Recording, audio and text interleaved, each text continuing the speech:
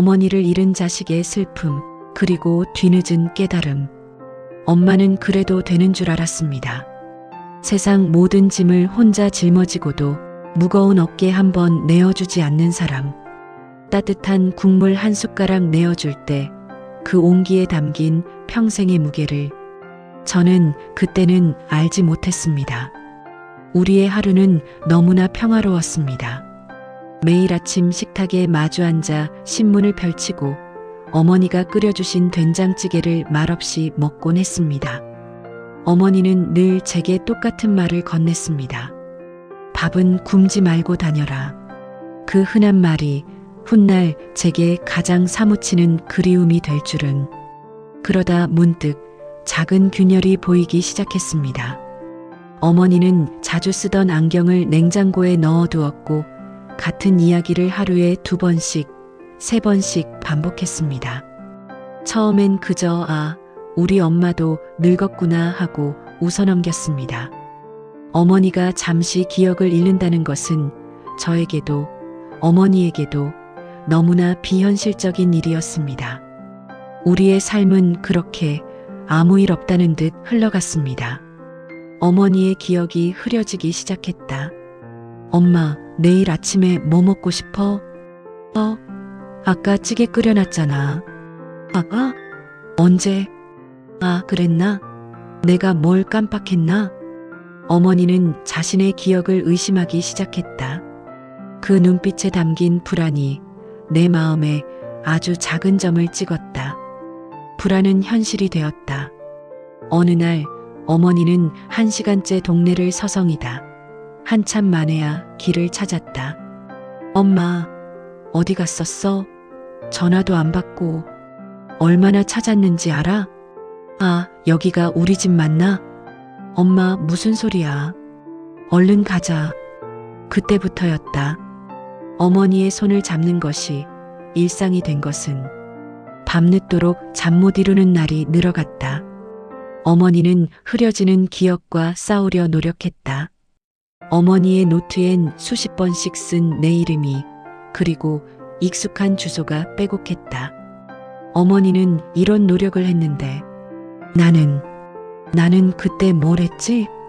어머니는 자신의 삶을 버티려 애썼다.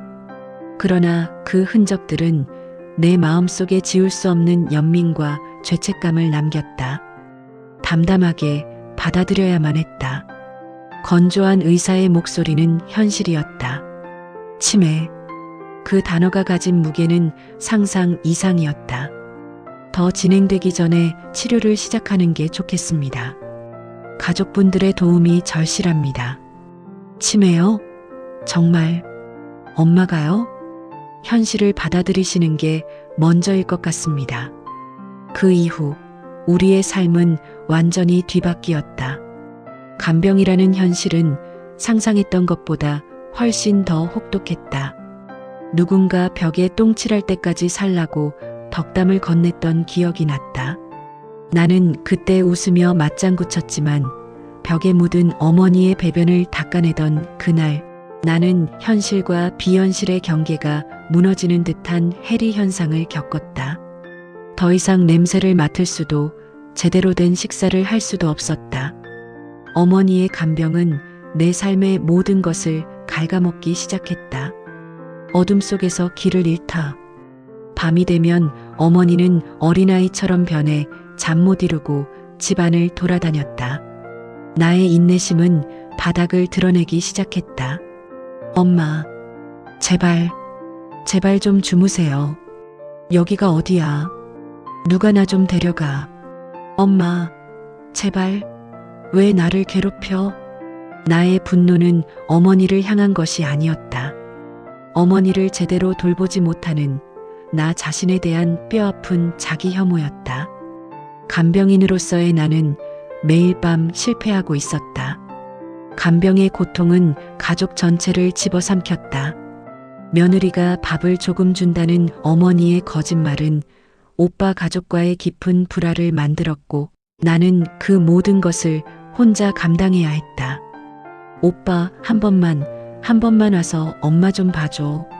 나 정말 더 이상 못하겠어. 야, 나도 내 생활이 있어. 나만 바쁜 줄 알아? 나는 그렇게 완전히 혼자가 되었다. 고통의 끝은 보이지 않았고 나는 그저 무너져 내리는 모래성처럼 서 있었다. 기억을 잃은 엄마가 나에게 남긴 마지막 선물. 밤새도록 어머니의 숨소리를 들었다. 이제는 정말 끝이 보였다. 의사는 더 이상 해줄 수 있는 게 없다고 했다. 병실의 공기는 무겁게 가라앉았다. 엄마, 이제 편히 쉬세요. 우리 딸. 어머니의 입에서 나온 딸이라는 단어는 수년간의 고통을 단번에 잊게 할 만큼 강력했다. 어머니는 힘겹게 옆에 놓인 보따리를 가리켰다.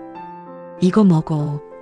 기억을 잃은 어머니가 그 마지막 순간에 배고플 딸을 위해 챙겨둔 미역국과 반찬들이었다. 어머니는 그렇게 마지막 순간까지 딸을 사랑했다. 간병의 고통은 숭고한 사랑의 기억으로 전환되었다. 나는 어머니의 마지막 선물 앞에서 억눌렀던 감정을 모두 쏟아냈다. 그제야 어머니의 마지막 사랑을 깨달았다. 뒤늦은 깨달음, 그리고 죄책감. 어머니가 떠나고 집은 고요해졌다. 그 고요함이 나를 잠식했다. 나는 왜 그때, 왜 그랬을까? 왜 더 잘해주지 못했을까?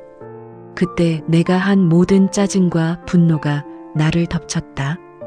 그때 내가 좀 더 잘했더라면 그 만약의 질문은 끝없이 나를 괴롭혔다.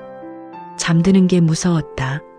내일 해가 뜨지 않았으면 좋겠다고 생각했다. 심장이 두근거리고 작은 소리에도 깜짝 놀랐다. 나는 육체적, 심리적 트라우마에 시달리고 있었다. 거울 속에 나는 초라했다. 죄책감은 무거운 짐이 되어 나를 짓눌렀다. 평화는 없었다. 그저 공허함뿐이었다. 엄마, 너무 미안해. 상실 속에서 의미를 찾다. 어머니의 유품을 정리하기 시작했다. 오래된 앨범, 닳고 다른 노트. 그 속에서 나는 어머니의 젊은 시절을, 그리고 어머니가 남긴 흔적들을 발견했다. 나는 어머니가 직접 쓴 일기를 읽었다. 사랑하는 내 딸. 항상 든든하고 고맙다. 어머니는 흐려지는 기억 속에서도 나를 기억하고 나에게 감사했다. 그 문장을 읽는 순간 나는 깨달았다. 어머니가 내게 남긴 것은 죄책감이 아니라 사랑이었다는 것을. 나는 어머니에 대한 이야기를 하기 시작했다. 그녀가 얼마나 용감했는지, 그녀의 사랑이 얼마나 깊었는지, 상실에 대한 이야기를 자주 하는 것이 치유에 도움이 된다는 것을 나는 몸소 깨달았다. 어머니의 사랑은 영원히 내 안에. 어머니의 사랑은 깊은 바다와 같았습니다. 한없이 넓고 끝을 알 수 없었던 그 깊이를 이제야 조금씩 헤아려 봅니다. 이제 나는 그 사랑을 내 자식에게, 그리고 내 주변 사람들에게 되돌려주려 합니다. 슬픔은 끝이 없지만 삶은 계속됩니다. 어머니가 내게 준 사랑과 용기를 가슴에 품고 나는 다시 걸어갑니다. 살아계실 때 더 잘해드리지 못했다는 후회는 이제 감사함으로 바뀌었습니다. 이 땅의 모든 어버이들, 그리고 그들을 사랑했던 모든 이들에게 이 이야기를 바칩니다. 어버이 은혜, 감사합니다. 어머니를 향한 사랑은 영원히 계속됩니다. 여러분의 따뜻한 혹은 가슴이 먹먹해지는 사연이 있다면, 혹은 고민이 있다면 댓글로 알려주세요. 함께 공감을, 또 해결책을 같이 고민해 드리겠습니다.